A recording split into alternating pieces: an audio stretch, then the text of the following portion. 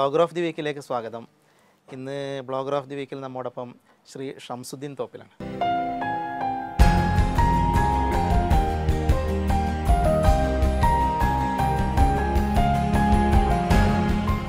നമസ്കാരം, ഞാൻ ഷംസുദ്ദീൻ തോപ്പിൽ. മലപ്പുറം ജില്ലയിലെ ചേളാരിലാണ് എൻ്റെ വീട്. 10ാം ക്ലാസ് വരെ പഠിച്ചത് തിരുവങ്ങാടി ഓറൻഡ് ഹൈസ്കൂൾ, പ്രീ ഡിഗ്രി പഠിച്ചത് PSMO കോളേജ് തിരുവങ്ങാടി, ഡിഗ്രി ചെയ്ത് കാലിക്കറ്റ് യൂണിവേഴ്സിറ്റി ക്യാമ്പസിൽ, ബിസിനസ് അഡ്മിനിസ്ട്രേഷനിൽ MBA ചെയ്തു കൊച്ചി യൂണിവേഴ്സിറ്റിയിൽ.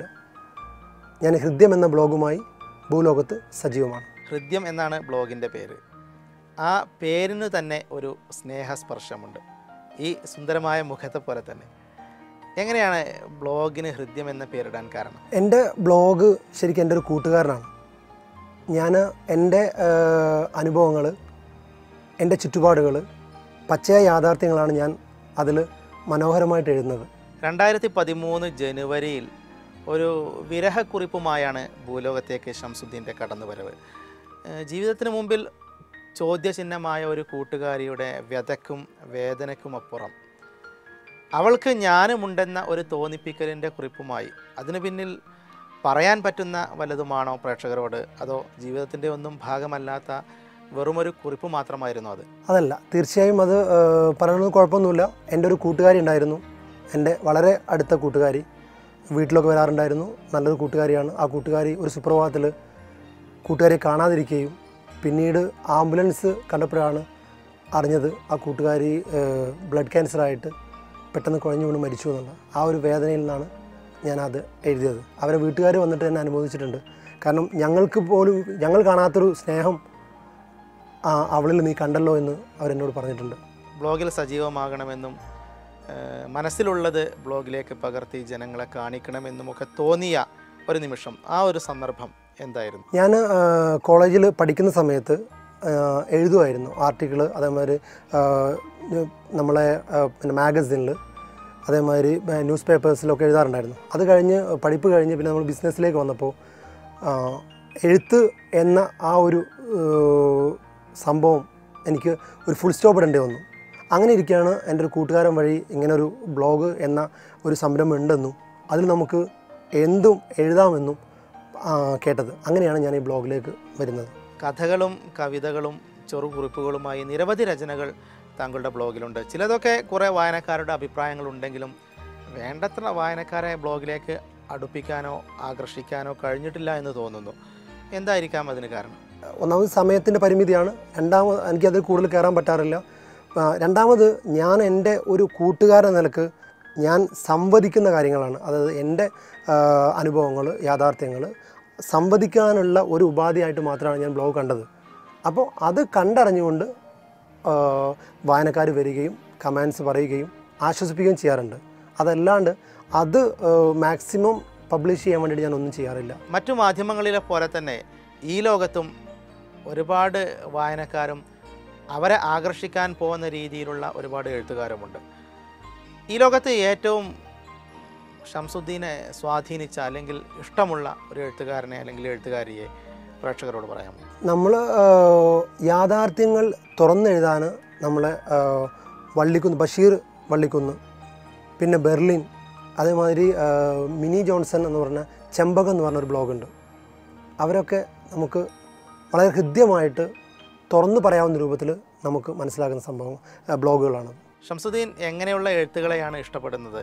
സ്വന്തം രചനകൾ ഏതു തരത്തിലുള്ളതാകണമെന്നാണ് താല്പര്യം? ഞാൻ എൻ്റെ ഹൃദ്യം ബ്ലോഗ് നോക്കിയാൽ തന്നെ അറിയാൻ പറ്റും. ഞാൻ കഥകൾ എഴുതാറുണ്ട്, കവിതകൾ എഴുതാറുണ്ട്, ഫീച്ചറുകൾ എഴുതാറുണ്ട്. ഇതൊക്കെ ഞാൻ എഴുതുന്നത് എന്നിലൂടെ അത് മറ്റുള്ളവർ വായിക്കുമ്പോൾ അതിൽ എന്തെങ്കിലും ഒരു നിമിഷ നേരം കൊണ്ട്, എൻ്റെ ബ്ലോഗ് തന്നെ വായിക്കാൻ നിമിഷ നേരം കൊണ്ട് തീർന്നു പോകാവുന്ന ജീവിതത്തിനിടയിൽ നന്മയുടെ വെട്ടം തെളിയിക്കാനുള്ള ചെറിയൊരു ഉപാധിയാണ് ബ്ലോഗ്. ഇങ്ങനെയുള്ള താല്പര്യമൊക്കെ ആണെങ്കിൽ പോലും വായനക്കാർക്ക് അത് അത്രത്തോളം ഉൾക്കൊള്ളണമെന്നോ അല്ലെങ്കിൽ ഇഷ്ടമായിക്കൊള്ളണമെന്നോ ഒന്നുമില്ല. അപ്പോൾ അവരെ ആകർഷിക്കാൻ വേണ്ടി വല്ല പൊടിക്കൈകളും, സാധാരണയായി ബ്ലോഗർമാരൊക്കെ ചെയ്യാറുള്ളത് അവരുടെ ലിങ്കുകൾ മറ്റുള്ളവർക്ക് കൊടുക്കുമ്പോൾ അതിലെന്തെങ്കിലുമൊക്കെ ആകർഷിപ്പിക്കുന്ന രീതിയിലുള്ള എന്തെങ്കിലുമൊക്കെ ചേർക്കും പൊടിക്കൈകൾ. അങ്ങനെ വല്ല പൊടിക്കൈകളും ചെയ്യാറുണ്ടോ? ഞാൻ എഴുതുന്ന വാക്കുകൾ അല്ലെങ്കിൽ കഥകൾ, കവിതകൾ, അതിൽ നിന്നൊക്കെ ചില ഹൃദയസ്പർശിയായ എനിക്ക് ഹൃദയസ്പർശമായി തോന്നിയ വാക്കുകൾ എടുത്തിട്ട് ഞാൻ എൻ്റെ FBയിലും അതേമാതിരി മലയാളം ബ്ലോഗ് ഗ്രൂപ്പുണ്ട്, അതിലൊക്കെ ഞാൻ പോസ്റ്റ് ചെയ്യാറുണ്ട് റെയറായിട്ട്. അപ്പോൾ അതിലൂടെ ബ്ലോഗിലേക്ക് ആളുകൾ വരാറുണ്ട്, വായിക്കാറുണ്ട്, അഭിപ്രായം പറയാറുണ്ട്. അത് പറഞ്ഞപ്പോൾ അതിന് സാന്ദർഭികമായിട്ടൊരു ചോദ്യം ചോദിക്കാമെന്നുണ്ട്. താങ്കളുടെ ബ്ലോഗ് തുറന്നാൽ നിരവധി ബ്ലോഗിലെ രചനകളേക്കാൾ കൂടുതൽ വിവിധ തരത്തിലും ഭാവങ്ങളിലുമുള്ള താങ്കളുടെ ബ്ലോഗറുടെ ഫോട്ടോകളാണെന്ന് ഒരു വിമർശകൻ പറഞ്ഞാൽ അയാളോട് മധുരമായിട്ട് എങ്ങനെയാണ് പ്രതികരിക്കുക? പലരും പറയാറുണ്ട്, ഇടയ്ക്ക് കമൻസായിട്ടൊക്കെ വരാറുണ്ട്. അതിൽ ഞാൻ മനസ്സിലാക്കുന്ന സംഭവിച്ചാൽ നമ്മൾ പിന്നെ പല ആളുകൾ ഇപ്പം നോർമലി ഫേസ്ബുക്കിലാണെങ്കിലും നമ്മൾ ബ്ലോഗിലാണെങ്കിലും നമ്മളതല്ലാത്ത പല മുഖങ്ങളും, അതായത് മറഞ്ഞിരുന്നു കൊണ്ട് പല പേരിൽ എഴുതുന്ന ആളുകളുണ്ട് ഫേക്കായിട്ട്. എന്നിട്ട് അവർ തോന്നിയ മാതിരി എഴുതാറുണ്ട്. ഞാനതല്ല, ഞാനാണ് ഷംസുദ്ദീൻ തോപ്പിൽ ആരാണ്, അത് ഞാനാണ് എന്ന് എനിക്ക് അഭിമാനത്തോടെ പറയാനും എഴുതാനും ഉള്ള ഒരു ചങ്കൂറ്റുണ്ട്. അതിൻ്റെ ഒരു പ്രകടനമാണ് ഫോട്ടോസ്. ഈയിടെ നടന്ന മലയാളം ബ്ലോഗേഴ്സ് ഗ്രൂപ്പിൻ്റെ ഒരു കഥാമത്സരത്തിൽ താങ്കൾ സമ്മാനാർഹനായിരുന്നു. എന്തായിരുന്നു ആ കഥയുടെ തീം? എങ്ങനെയാണ് ആ സമ്മാനം ലഭിക്കാനുള്ള കാരണം? അത് ശരിക്ക് നടന്നൊരു സംഭവമാണത്. എൻ്റെ കൂട്ടുകാർ, ഞാൻ അധികവും ആളുകളെ വീക്ഷിക്കാറുണ്ട്, അത് സുഹൃത്തുക്കളാണെങ്കിലും അതല്ല നമ്മൾ യാത്രകളിലാണെങ്കിലും ആളുകൾ വീക്ഷിക്കാറുണ്ട്. അപ്പോൾ എൻ്റെ ഒരു സുഹൃത്ത് വളരെ വേദനയോടെ പറഞ്ഞ ഒരു സംഭവം എൻ്റെ ഹൃദയത്തിൻ്റെ അടിത്തട്ടിൽ കിടന്നിട്ടുണ്ടായിരുന്നു. അതാണ് അന്ന് ഇങ്ങനെ ഒരു തീം വന്നപ്പോൾ, കാരണം നമ്മൾ ഒരാളോട് താങ്ക് യു അല്ലെങ്കിൽ നന്ദി എന്ന് പറയണമെങ്കിൽ അത് ഹൃദയത്തിൽ നിന്ന് വരണം. അപ്പോഴാണ് എനിക്ക് ഈ ഒരു തീം കിട്ടിയത്. അതായത് ആൾ പിന്നെ അച്ഛൻ നഷ്ടപ്പെടുകയും വളരെ ചെറുപ്പത്തിൽ അച്ഛൻ നഷ്ടപ്പെടുക, അമ്മ നോക്കി വളർത്തിയ ആൾ ഒരു സുപ്രഭാതത്തിൽ വിദ്യാഭ്യാസം പാതി വഴിയിൽ ഉപേക്ഷിച്ചപ്പോൾ അത് കണ്ടറിഞ്ഞുകൊണ്ട്, ചോദിക്കാതെ കണ്ടറിഞ്ഞുകൊണ്ട് പുള്ളിയുടെ അടുത്ത് വരുന്ന ഒരു ഫ്രണ്ട്, ആ ഫ്രണ്ടിനോട് ഇയാൾ ജീവിതത്തിൽ എവിടെയും എത്താത്തൊരു കാലഘട്ടം തരണം ചെയ്യാൻ വേണ്ടി സഹായിച്ച ആ ഫ്രണ്ടിനോട് സ്നേഹത്തോടെ പറയുന്നൊരു വാക്കാണ് താങ്ക് യു, നന്ദിയാണ്. അങ്ങനെ കിട്ടിയതാണ് തീം. ഓൺലൈൻ സൗഹൃദങ്ങൾ ഈ എഴുത്തുകാരന് ധാരാളം ഉണ്ടാവുക എന്നുള്ളത് സ്വാഭാവികമാണ്. പക്ഷേ ഈ സൗഹൃദങ്ങൾ പലപ്പോഴും ചതിക്കുഴികളായി മാറുന്ന കാലത്ത് കബളിപ്പിക്കലുകളും മാനഭംഗങ്ങളും പണാപഹരണവും അങ്ങനെ വ്യാപകമായ ഇൻ്റർനെറ്റ് ചതിക്കുഴികളുള്ള ഈ കാലത്ത് നന്മയുള്ള മുഖങ്ങളെ എങ്ങനെയാണ് തിരിച്ചറിയാൻ കഴിയുക? നന്മ തിരിച്ചറിയാൻ ചാൻസ് കുറവാണ്. എന്നാലും അതിൽ ഒരുപാട് നന്മയുള്ള സുഹൃത്തുക്കൾ എനിക്കിപ്പോഴും ഉണ്ട്. ശരിക്കും ഈ ബ്ലോഗ് തുടങ്ങിയതിന് ശേഷം കിട്ടിയ ഒരുപാട് നന്മയുള്ള സുഹൃത്തുക്കളുണ്ട്. അവരിപ്പോഴും ഞാൻ കൊണ്ടുപോകുന്നുണ്ട്. പക്ഷേ അത് എത്ര കാലം എങ്ങനെയാണെന്നുള്ളത് ദൈവത്തിന് മാത്രമേ അറിയുള്ളൂ. എപ്പോഴും പുഞ്ചിരിയോടെ മാത്രം പ്രതികരിക്കുന്ന, കമൻറ്റുകളിൽ പോലും അത് തോന്നിപ്പിക്കുന്ന രീതിയിൽ ജനങ്ങളോട് സംവദിക്കുന്ന ഷംസുദ്ദീനെ സോഷ്യൽ മീഡിയയിൽ പ്രകോപിപ്പിച്ച വല്ലതും ഉണ്ടായിട്ടുണ്ടോ?